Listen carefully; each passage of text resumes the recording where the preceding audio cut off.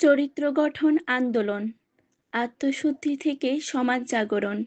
ভারতীয় আধ্যাত্মিক ও নৈতিক জাগরণের ইতিহাসে চরিত্র গঠন আন্দোলন এক গভীর তাৎপর্যপূর্ণ অধ্যায়। এই আন্দোলনের প্রবক্তা স্বামী স্বরূপানন্দ পরমহংসদেব উপলব্ধি করেছিলেন সমাজের প্রকৃত উন্নয়ন কেবল শিক্ষা, অর্থ বা ক্ষমতার মাধ্যমেই সম্ভব নয়, বরং তার ভিত্তি গড়ে ওঠে মানুষের অন্তর্গত চরিত্র, নৈতিকতা ও আত্মিক শক্তির ওপর।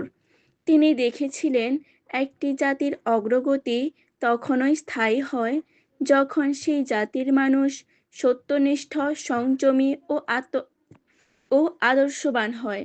এই উপলব্ধি থেকেই তিনি শুরু করেন এক নীরব কিন্তু শক্তিশালী বিপ্লব, চরিত্র গঠন আন্দোলন। ঊনবিংশ ও বিংশ শতাব্দীর সন্ধিক্ষণে ভারতীয় সমাজ এক জটিল পরিবর্তনের মধ্য দিয়ে যাচ্ছিল। পাশ্চাত্য শিক্ষার প্রসার ঘটছিল, কিন্তু সেই সঙ্গে নৈতিকতা ও আধ্যাত্মিকতা ক্রমেই দুর্বল হয়ে পড়ছিল। সমাজে দেখা দিচ্ছিল ভোগবাদ ও স্বার্থপরতার বিস্তার, ধর্মীয় অনুশাসনের বাহ্যিকতা, কিন্তু অন্তর্গত চেতনার অভাব, যুব সমাজের আদর্শ সংকট ও দিশাহীনতা, সত্য ও সমাজের প্রতি উদাসীনতা। এই পরিস্থিতি স্বামী স্বরূপানন্দ পরমহংসদেবকে গভীরভাবে নাড়া দেয়। তিনি উপলব্ধি করেন বাহ্যিক সংস্কার নয়, প্রয়োজন অন্তরের সংস্কার। তাই তিনি মানুষের চরিত্র গঠনের ওপর সর্বোচ্চ গুরুত্ব দেন। আন্দোলনের মূল দর্শন চরিত্রই শক্তি। এই আন্দোলনের কেন্দ্রীয় ধারণা ছিল চরিত্র বলই মানব জীবনের প্রকৃত শক্তি।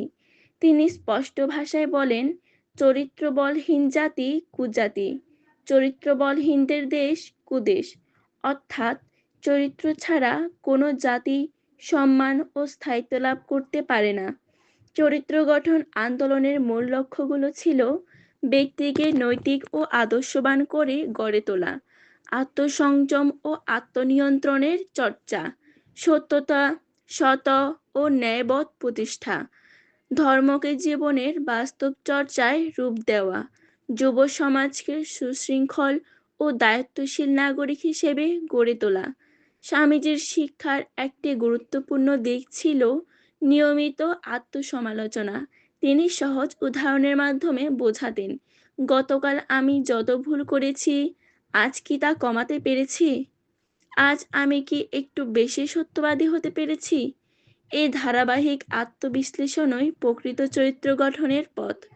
তার মতে হঠাৎ করে বড় পরিবর্তন নয়, বরং ছোট ছোট উন্নতির ধারাবাহিকতাই মানুষকে মহৎ করে তোলে। স্বামীজি কেবল তত্ত্ব প্রচার করেননি, তিনি জীবনের প্রতিটি ক্ষেত্রে নৈতিকতার বাস্তব প্রয়োগের ওপর জোর দেন। যেমন, কেউ না দেখলেও অন্যায় কাজ করা পাপই, সুযোগ থাকলেও কুকর্ম থেকে বিরত থাকা প্রকৃত শক্তির পরিচয়। ইন্দ্রিয় সংযম ও লোভ দমনই চরিত্রের মূল পরীক্ষা। তিনি স্পষ্ট করে বলেন, কেউ জানে না বলেই অন্যায় কখনো সৎকর্ম হয় না। এই বোধকে অন্তরে ধারণ করাই প্রকৃত চরিত্র গঠন। স্বামী স্বরূপানন্দ পরমহংসদেবের চরিত্রের কয়েকটি মৌলিক উপাদান নির্ধারণ করেছিলেন, যেমন সত্যবাদিতা ও সততা, আত্মসংযম ও আত্মনিয়ন্ত্রণ, সৎসাহস অর্থাৎ সত্যের পক্ষে দাঁড়ানোর শক্তি, পরের ক্ষতি না করার মানসিকতা, আত্মদমন ও নৈতিক সচেতনতা। এই গুণগুলোর সমন্বয়ে একজন পূর্ণাঙ্গ চরিত্রবান মানুষ গড়ে ওঠে। চরিত্র গঠন আন্দোলন ছিল না কোনো রাজনৈতিক আন্দোলন, কিন্তু এর প্রভাব ছিল গভীর ও দীর্ঘস্থায়ী। এই আন্দোলনের মাধ্যমে বহু মানুষ নৈতিক জীবনযাপনের দিকে ফিরে আসে, যুব সমাজ আদর্শ ও লক্ষ্য খুঁজে পায়, সমাজে সততা ও দায়িত্ববোধের গুরুত্ব বৃদ্ধি পায়, আধ্যাত্মিকতা ও মানবতার মধ্যে নতুন সংযোগ তৈরি হয়। এটি এক ধরনের নীরব বিপ্লব, যা মানুষের অন্তর থেকে সমাজকে পরিবর্তন করার চেষ্টা করে। বর্তমান যুগে প্রযুক্তি, ভোগবাদ ও প্রতিযোগিতার চাপে মানুষ আবারও নৈতিক সংকটে পড়ছে। শিক্ষার প্রসার ঘটলেও চরিত্রের সংকট স্পষ্ট। এই প্রেক্ষাপটে স্বামীজির বার্তা আরও বেশি গুরুত্বপূর্ণ হয়ে উঠেছে। আজও যদি আমরা তার শিক্ষাকে অনুসরণ করি, তাহলে ব্যক্তিগত জীবনে শুদ্ধতা আসবে, পারিবারিক বন্ধন দৃঢ় হবে, সমাজের ন্যায় ও শান্তি প্রতিষ্ঠিত হবে। চরিত্র গঠন আন্দোলন আমাদের শেখায় মানুষের সবচেয়ে বড় সম্পদ তার চরিত্র। চরিত্র গঠন আন্দোলন আমাদের শেখায় মানুষের সবচেয়ে বড় সম্পদ তার চরিত্র। জ্ঞান, শক্তি, সম্পদ সবই মূল্যহীন হয়ে যায় যদি চরিত্র না থাকে। স্বামী স্বরূপানন্দ পরমহংসদেবের এই আহ্বান আজও প্রতিধ্বনিত হয়, সর্বপ্রযত্নে চরিত্রবান হও।